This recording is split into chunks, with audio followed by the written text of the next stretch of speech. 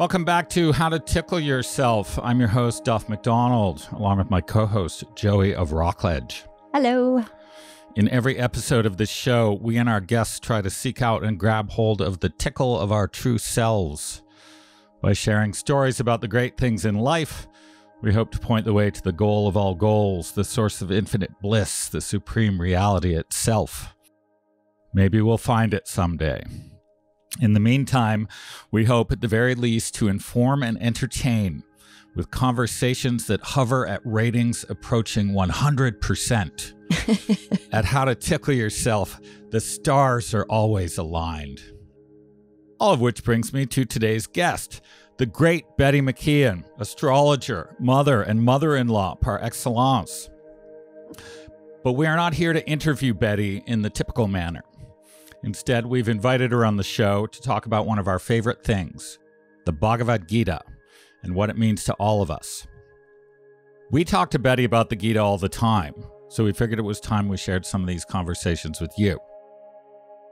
Before we get started, though, a caveat. We cannot possibly get to the last word on this book in one session, so please consider this the first in an open-ended series.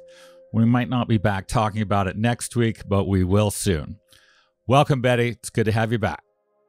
Thank you very much. Hello, everybody.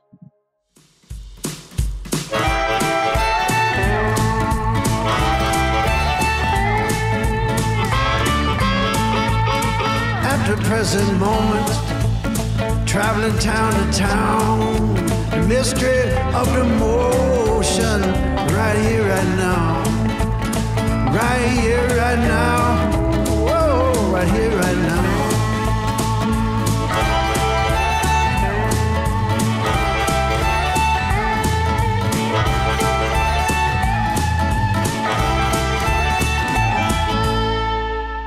So, before we get started, just a little bit about the Bhagavad Gita itself. What is the Gita? On the one hand, it is a chapter of the Mahabharata, the great Indian epic. And it takes place on the battlefield of Kurukshetra, right before the action, when the warrior Arjuna and his charioteer, Lord Krishna, draw their chariot between the two opposing armies and have a discussion. The Gita is the dialogue that takes place between those two. Some people say it's all metaphor. I'm quoting from one sage here who says, "The world is one huge battlefield. The real Kurukshetra is within you. The battle of the Mahabharata is still raging within. The soul is Arjuna. The indweller of your heart is Lord Krishna. The body is the chariot. The senses are the horses." Others, of course, say this all happened. It's a true story. But that's neither here nor there. The Bhagavad Gita is what it is. It is a conversation between man and his higher self. It is about the spiritual path known as yoga. The Gita is considered the cream of the Hindu scriptures, the Vedas. It is the essence of the Upanishads. It doesn't ask you to believe in any particular dogma or doctrine other than that of the self. It asks you to believe in your own reality, to try to find the center of that reality, and to act from there. As one commentator describes it, it's a practical manual for helping us solve the vexing problem of overcoming the present and progressing towards a brighter future. In other words, it's about presence, finding your way into the present moment without distraction so that you can do what you are supposed to do. As a result, it can be one's constant companion for life because you are always in the present moment. We are very hopeful that this conversation might lead you to check out this book if you haven't already. But in the meantime, let's talk to the ladies. Joey, why don't you start? What does the Bhagavad Gita mean to you? So, just to kind of give you an idea of what an infinite story this is, our teacher gave a talk once. This was back in, I think, 1999. And the talk was called A Golden Mind, A Golden Life. And she based the entire thing on basically 2 lines from the Bhagavad Gita. And in the first one, Krishna is explaining to Arjuna where he can be found. He's like, I can be found in everything, but he's like, I'm going to give you the most prominent places. And he says, of the senses, I am the mind. That sort of blew me away when I first heard that line, because I always thought my mind was sort of my enemy, right? I had to like subjugate it or something. And she explained in that talk that Krishna also gives later on in chapter 17, he gives the disciplines of the mind. So it's not that you want to purify your mind. And she gave an 1.5-hour talk on that. And so the disciplines of the mind are peace of mind, gentleness, silence, self-restraint, and purity of being. And so when I first heard this, it was 1999, and I had it on CD. And every time I would get in my car, and I lived in Atlanta, and there was a lot of driving, I would listen to this. And then when I moved to New York and I didn't drive, I had the book, and I would read the book the talk before I'd go to bed. And what it did for me, like I've been basically practicing just this thing, just this one little bit. And I've tried to hold one of the teachings in my mind. I'll be like, am I practicing gentleness, right? Towards myself, but also towards everyone, because it's like, it's become a practice of my entire life. So I try to keep in mind that, gentleness, silence.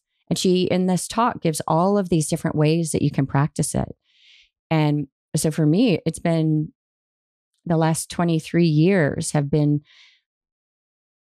putting these things into practice in my life every day and every minute. And, and questioning myself, like, am I doing this thing? Am I practicing self-restraint? And I can't begin to explain the difference it's made. It's kind of become part of me. So it's not 2 just lines. a book. It's not just a book. It's everything. Oh, sorry. I couldn't hear you. So it's not just a book. It's everything. It's everything. It's life. It's yourself. But it's just like, it's almost like it's a practical manual, right? He's given you the handbook for spirituality and for life. Betty, what's Yes. the Bhagavad Gita? The Bhagavad Gita to me is a love story between our own inner self. Everybody talks about soulmates, and I don't believe in that specifically. I think our soulmate is when we meet our own self. And for me, that's what I see the soulmate to be. And I think the Bhagavad Gita is a roadmap to how that's going to unfold within us when we truly want to know our divine self. And I think right at the beginning of the Bhagavad Gita, I always get kind of tickled because Arjuna, was born to fight. He practiced it. He was the best one in being able to be the archer. And the war is about to begin. This is right, I think, in the very first few chapters of the Bhagavad Gita. And he says to Krishna, I am not fighting. And he's in a cave, he's hiding, and he's afraid is really what it is. And Krishna is like confused because he goes, well, why are you doing this? You were supposed to, you were born to do this. And Arjuna's going, I'm not doing it. I'm not doing it. So Krishna says to him, why? And he says, I would rather go to hell than to kill someone. And Krishna says, they're already dead. That's their destiny. He said, and your destiny is to do this. So Arjuna argues with him. And he goes, I'm not doing it. And he said, then the war will come to you. And then he tells him, because Arjuna's taken so much credit, for his actions. And Krishna said, listen, he said, I'm your effort. And then he says, I'm your effortlessness. He said, you're not doing anything. I'm doing it all. And Arjuna is not at a place where he can hear that. His awareness is not there because he's so covered with fear. And for me, this is the beginning of this unfoldment of this love story. And there is a moment in the Bhagavad Gita, I want to say it's chapter 13, but I could be mistaken on that. But where they, the full joining and union of Krishna and Arjuna takes place. And to me, every time I read that chapter, I cry. I cry because it's the most beautiful union that I believe I can ever have or anyone can have. And I think that's what we're longing for. And we call it by millions of names, new job. If I just had the right person, if I just could shut my mind off, if I could just do this and that. And I think this is it's a roadmap to finding your soulmate. It's interesting because one of the things I talk about in Tickle, but it's a huge part of the Gita, obviously, is to try to stop all the distractions. Stop explaining to yourself why you're not doing something, right? Because all you're doing when you do that is avoiding the present moment, right? Which is all there is. And what they're basically, I think one of the things about what Krishna is telling Arjuna is that you need to master the instrument of your own experience, which is your mind. And if you can get on top of the mind and make it your friend, as Joey was talking about, then you can live in the moment and do what you're supposed to do. And so much of the book seems to be Arjuna trying to say, but no, isn't there, there's got to be another explanation for why I shouldn't have to do this thing.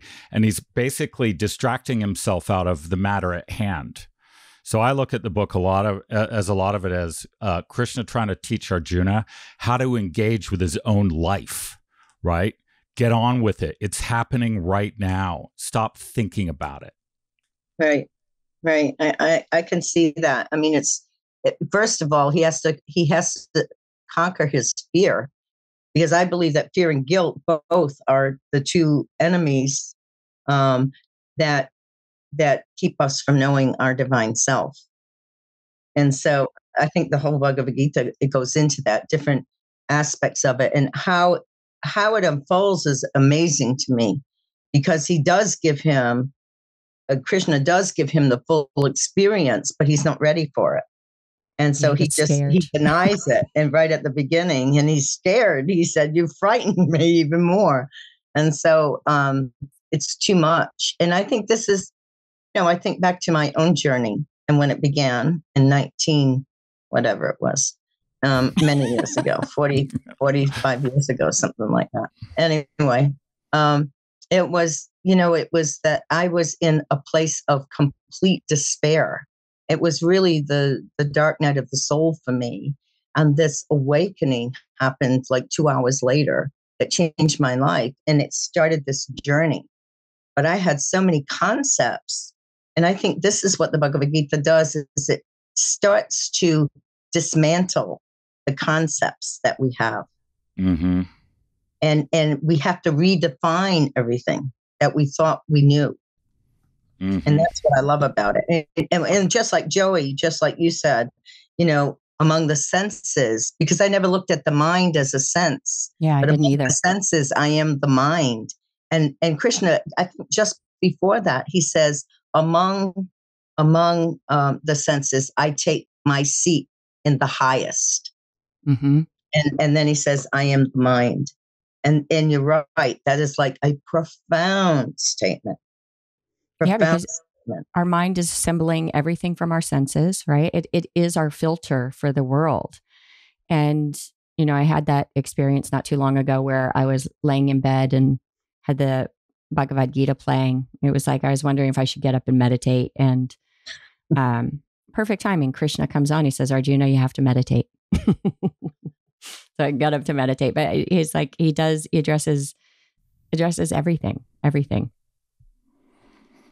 So there's, one of the lessons of the Gita is that and this is a Vedanta as well. It's like, it's all one thing, right?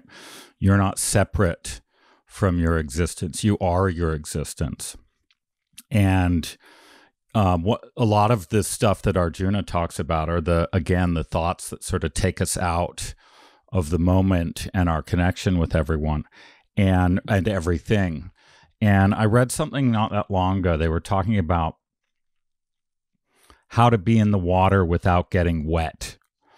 And the point is that even when you're in the water, if you're swimming, for example, there's a part of you that isn't actually wet, right? It's your body that's swimming, and your mind is saying that, you should swim, stay afloat. But it's like, what part of that is of you is it that's not actually in the action?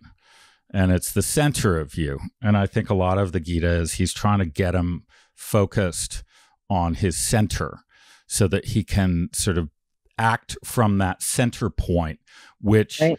Even when you're in the water is not wet, or when you're in the fire, it's not on fire, or when you're in the thing, it's the central part of you, the still part of you that's eternal and sort of never in the action. Our confusion is when we think we're in the action. Well, that's the thing. To me, also, the Bhagavad Gita is all about dharma, about right action. And he's teaching him step by step what right action is. And the first thing he's teaching him is you're taking credit for everything. You think you do everything. And what about, Krishna's going, what about me? I do it all. I do it all. People, and he says in there, I love this. He says, people come to me for all different reasons. Some come to me out of fear, and some come to me out of devotion, and some come to me out of anger. But he names all of these different emotions, but they do come to him, which means to me that there's some reason why, or it seems like there's some reason that we're drawn to finding God, whatever religion we practice. And it doesn't matter, because that's the goal. We're coming in from different avenues and different streets going to Atlanta. Atlanta's a wagon wheel, the streets. So it's a great analogy. You make a good point. I brought this up recently, Betty. I've said on this show before, I was never someone who read a book twice. Back when I read fiction or nonfiction or whatever, I always sort of thought, there's so much to read out there. I don't have time to do this again. And the discovery of the Gita and the commentaries on the Gita, which all the great Hindu philosophers, or most of them, have written something. In the last couple years, I think I've read maybe 15 books about the Bhagavad Gita. Aurobindo's Essays on the Gita is my favorite book ever. We have one here called Janeshwari, which was written in 1290 by a Maharati sage. I read one called Bhagavad Gita as It Is from 1968 that a recent guest of ours, Jeffrey Long, said he discovered at a churchyard sale when he was grieving the death of his father, and it turned his whole life around finding this book. I just read one called Ramanuja on the Gita, which is a Bhakti Yoga one. Readers or listeners who are familiar with Ram Dass, he's got his own book on the Gita called Paths to God. One of our favorite books in this house as well is called God Talks with Arjuna by Paramahansa Yogananda, the author of Autobiography of a Yogi. And it just goes on. And it occurred to me recently, I may never have to read about anything else in my life. I'm covered here till the end, just with commentaries on the Gita. And maybe a long way of getting to the point. It's like Betty, you were bringing this up just before we started recording here. Every time you come back to this book, you get something else out of it. It's got infinite depth. It's not really a question. Do you agree? Yeah. Oh, I totally, yeah. I don't think any of us could. I think once we become established in that divinity, I think that's the key. I think we come in and out of it and we don't even know it sometimes. And I think once that it has become established, it's like every single word in the Bhagavad Gita is like joy. It's like you go, yes, yes. One of the things that I loved is that Arjuna liked rules, and I liked rules, but I'm also here to break them. and that's one of the teachings that Krishna gives Arjuna after he gives him 3 chapters of rules. And finally, Arjuna goes, stop, who could do all this? And then there's the real teaching. Krishna says, and the wise person, the sattvic person, the one who's in that state, chooses what's right for him or her and does that one thing. And that's how using discernment is with the rules. So you don't toss the rules out, but you use discernment when to apply them, when not to. I think it's one of the best teachings I've ever heard, ever, in any of the different traditions I've ever read. It's so powerful because we live our lives through rules. This is good, this is bad, and yet Krishna said there is no good and bad. It's just what's better, what's going to be a better choice, and that's Dharma for me. I could be wrong. In chapter 18, I was going to say, get us to some of our favorite lines, but my favorite one, which I actually referenced in Tickle because I thought it was so great, is Krishna says to him after all the thing, he's like, okay, so I've basically told you everything. And he says, thus the wisdom, which is a greater secret than all secrets, has been declared to you by me. Having reflected upon it fully, you should now act as you choose. And essentially, it's what you were just talking about. It's like, have a foundational philosophy that can allow you in any given moment to do the most appropriate thing you should do, right? So we don't need to carry around, like you said, a whole set of rules. We need to carry around a way of being so that in the moment, what is the most obvious and appropriate thing for you to do will just reveal itself, right? Do what you think you should do. It's not harder than that. So Joey, do you have I would have a question. Okay. Do you have an example of what Duff just said? Like an example of how in my life, how I do that, how I choose? Like just a simple example. Well, as I go through my day, it's like I'm pretty busy because I do tons of gardening and chase chickens and cook and, take care of the house and all of that and a little real estate here and there. And kind of the way I put it into practice is I try to hold on to the thought that everything that I do is an offering. Everything that I'm doing is an offering to God. It's an offering to the play. And I don't, a lot of times, I will just sort of sit and have a little prayer. What should I do now? Where should these flowers go? What should I cook? What should I put in this dish? Like it's sort of, I have kind of a running commentary or conversation with God. And I told Duff once, I'm sort of in a constant state of prayer as I move through my day. So I think that's how that manifests for me. Do what you think you should. And for me, it's trying to remember everything is an offering, all of it. I think that is one of the teachings in the Bhagavad Gita, that everything should be an offering. And in the Mahabharata, you were talking about that this comes from a portion of the Mahabharata. Mm-hmm. And it's definitely in there with one of Krishna's brothers, who everybody thinks is kind of a buffoon, but in his mind, he's dedicated and offering every single thing to Krishna. And they said, why isn't he like praying all the time? Krishna says, don't worry about Bhima. He's good.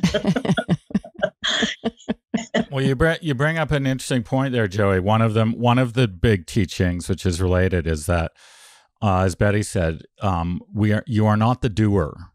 We think that we are the doer, but everything happens because of all the things that led to that thing, not just your seeming or, your thought that you are the one who was the decider. And one of the big takeaways in the Gita is Krishna says to Arjuna, he says, you have the right to action, but not its fruit. Exactly. Which means we have the right to exist, right? Because we're here. And if you exist, you're going to do stuff, right? But instead of doing something with an eye to a particular outcome, which sometimes, arrives, but when it doesn't, we get frustrated and it takes you out of whatever that subsequent moment you're in. So instead of trying to string together intention or not intention, like a specific outcome, you just want to be in the moment and do what you feel you're supposed to do in every single moment. And if you can do that, then you basically don't need to plan. Oh, I agree. I think that it's not just in the Bhagavad Gita that talks about this. It's also in Genesis in the Bible. The very first thing that God does is says, don't eat from the tree of knowledge, eat from the tree of life. And when Arjuna doesn't listen to him and he blames the woman, which to me represents Mother Earth, and he goes, oh, she gave me the apple and I ate it. That's the fruit of the action. And once he took the fruit of the action and God said, hey, Adam, where are you? And he goes, he hides and he has fear and he has guilt and shame. And he goes, and then the Lord doesn't condemn him. He just says, why are you hiding from me? And Adam gives this big spiel. And he goes, well, I ate from the tree of knowledge and I took credit. And, the girl made me take credit being on the earth. And it's, and he said, and so God said, okay, well, here's what you're going to do to get back. And that was it. He never condemned him. He just told him the way back. And I think that's what I see, the similarities that I love Joseph Campbell, for instance, because he was able and he did show the similarities with all traditions and the teachings don't change. They're all there. And so that was I think that veil comes down and we go, oh, it's my fault. That's just the ego, right? To your point, it's all one thing, right? So Yogananda has a book called The Yoga of Jesus, where he's basically talking about the parallels as well. And the one thing the Gita, especially Aurobindo on the Gita, does for me is it gets me in this sort of swirl where when I'm reading about it, it feels like I'm circling something.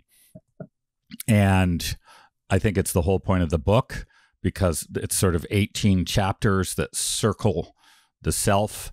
But I think it's also the point of all the commentaries is they're trying to get you in and keep you in that swirl so that you can sort of snap out of your day-to-day distraction and realize what's actually happening.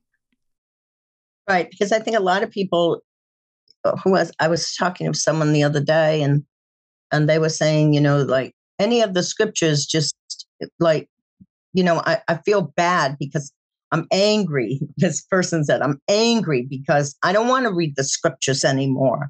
I want that experience. And I said, that's describing what you will experience. I said, it's describing it. And I said, as well as guiding you to it. And I said, so that when something happens, you can appreciate, what's going on. But if you're angry, I said, it blocks that memory and it blocks things because you're not open to the grace when you're angry. Even the anger is to me, when Krishna says everything is love, everything is, because even the anger is this love to wanting to know and have the experience. It's based in that desire for it. And that comes from love. That can't be anything else because the universe was made of it. The other part, so you're talking about, love, and which is, they use the word bhakti, devotion, love. And the other part, like kind of the gift that you get, like as I'm moving through my day, when I make everything an offering, it's amazing the gratitude that you get in return for everything that happens. So you end up in this loop of offering and gratitude and offering and gratitude. And I've told Duff this before, that I feel like our physical practice of yoga, the hatha yoga that we do, is that very thing too. It's an offering, but it's also, I have so much gratitude for it. So it's like this sort of self-feeding kind of loop of infinity, is that you offer and then you're grateful. And so it's like two sides of one thing, right? It's like, it's the action and the gratitude, the love that comes with it. It's pretty amazing. I think that's the one thing. Oh, sorry. That I was just going to say, that the anger comes up in someone when they feel helpless. And if people just knew that divinity, if you turn into it, if I turn into it, because I can't speak for everybody else, but when I find myself getting angry, I notice that I'm feeling like I'm helpless. And I didn't always do this, but I immediately turn to that divinity and offer a prayer and say, show me what I need to do. And I think it's the willingness to be open to receiving as well. Yeah. It's that I don't know what to do. I need you to show me, please. Right. I don't want to be like, I don't have to be brilliant. My version of that, which occurs to me all the time these days, is whenever a thing strikes me as irritating, right? So it could be fear or anger, just something that strikes me as this shouldn't be, or why are you being such a pain in my ass? Whenever I get that feeling, I'm more and more frequently immediately snapped back to, wait a second, at least I still exist. Right. So whatever the problem that I may be focusing on right at the moment is without a doubt subsidiary to my own existence. So it's like moving up a level away from the thing that seems to be an issue and up into the center part, which is, oh, wait, I should be grateful that I still exist. And it makes anything else dwindle in importance almost to nothing, usually, because you shift your focus from the thing that's bothering you to the glory of your own existence. And it kind of drowns the other one out. So like, I guess my question with is that when you're feeling that anger, I mean, when you go back to, is it disciplining the mind and bringing it, or are you going back into a state of meditation and then you have that experience of that to me, the self is soothing.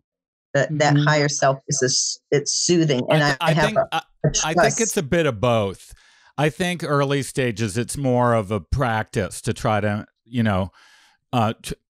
teach yourself and remind yourself to find a negative thought and just say you are not welcome, and so that's it. That I think for me it's more of a training of the mind stage of the finding the self. It's the early, I'm figuring out the levers of control of the mind.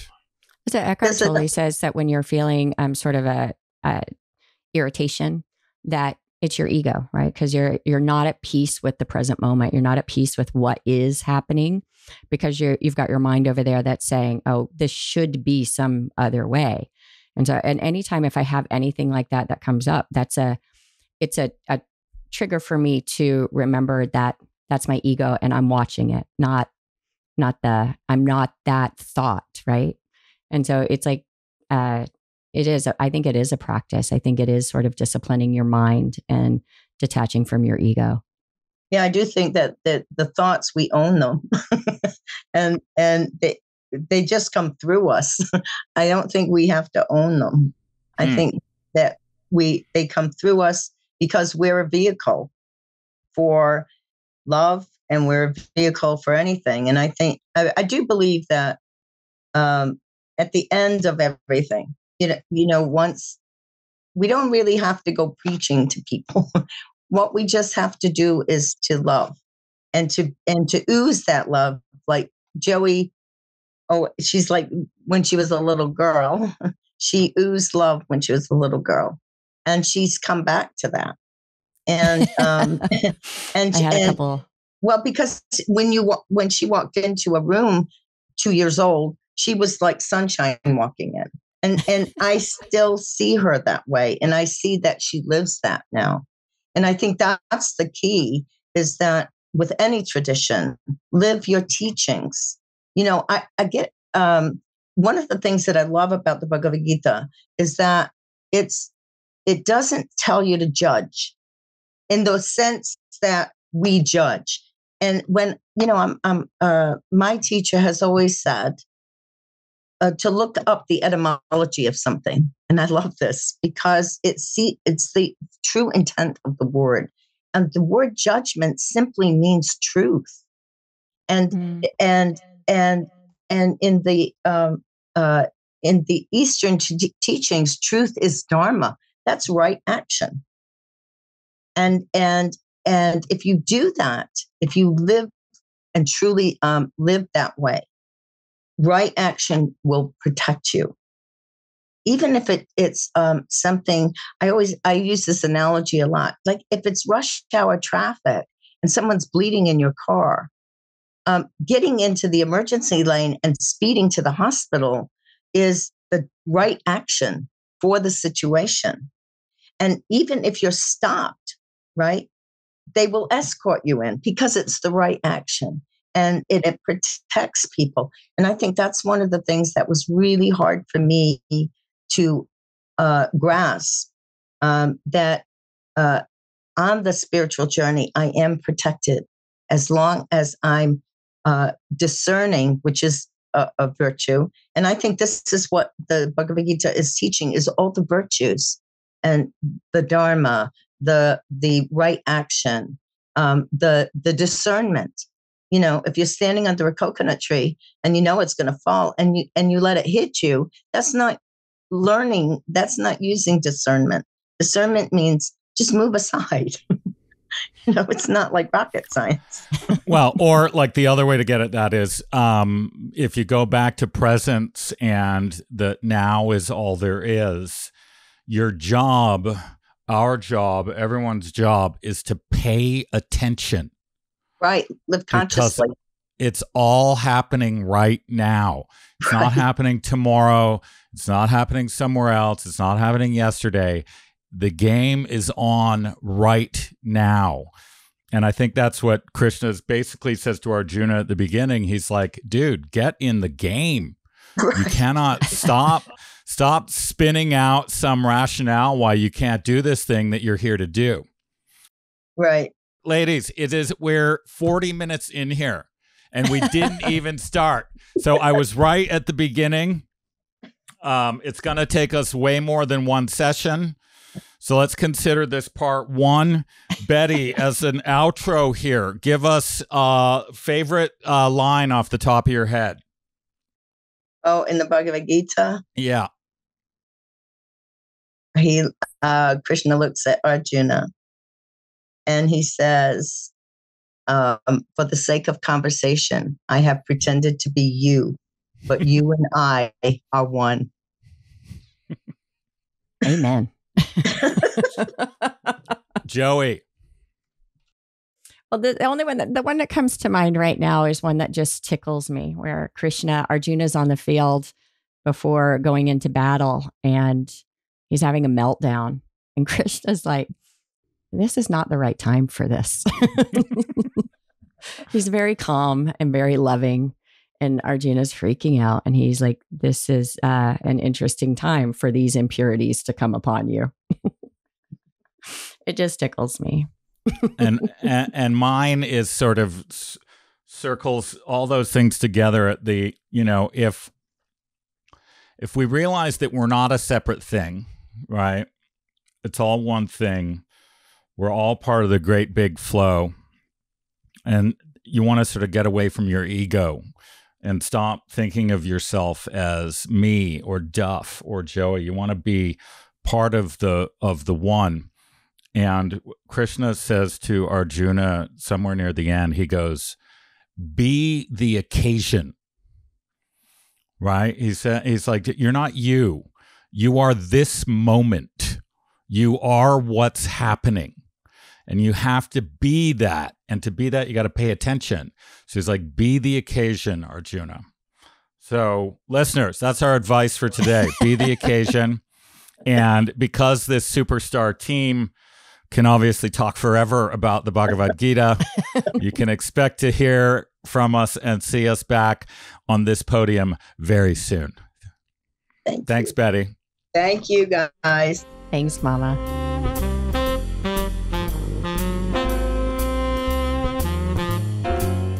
She's so good. Thank you, Betty.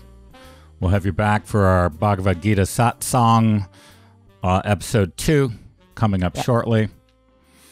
And we're, instead of the normal rigmarole here at the end, because when we talk about Aurobindo, we're trying to get it as a spiritual message, which is what we were trying to do there this whole time. I read this book recently called The Teachings of Lord Kapila, and he said the following in it: Bhagavad Gita can be read or heard many times, but because it gives great pleasure, the more one reads Bhagavad Gita, the more he wants to read and understand it. And each time he gets new enlightenment. That is the nature of the transcendental message. Wow. It's so true. It's an infinite book. Right? It's not the Library of Babel you were looking for. It was the Bhagavad Gita. Thank you for listening. We'll be back in a week. Bye-bye. You've been listening to How to Tickle Yourself with your host, Duff McDonald, and me, Joey of Rockledge. You can help us by liking, subscribing, and sharing this podcast with others. You can talk to us and see what else is happening on Instagram and Facebook at How to Tickle Yourself. This program was recorded in Studio B of the historic Rockledge Recording Studio.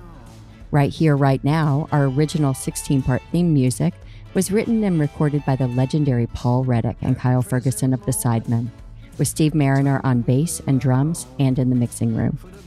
This podcast is produced and distributed by Storic Media. Our editor is Oscar Desiderio. Our producers are Kristen Verbitsky and Chuck Labella. For more information, visit storicmedia.com. That's STORIC media.com.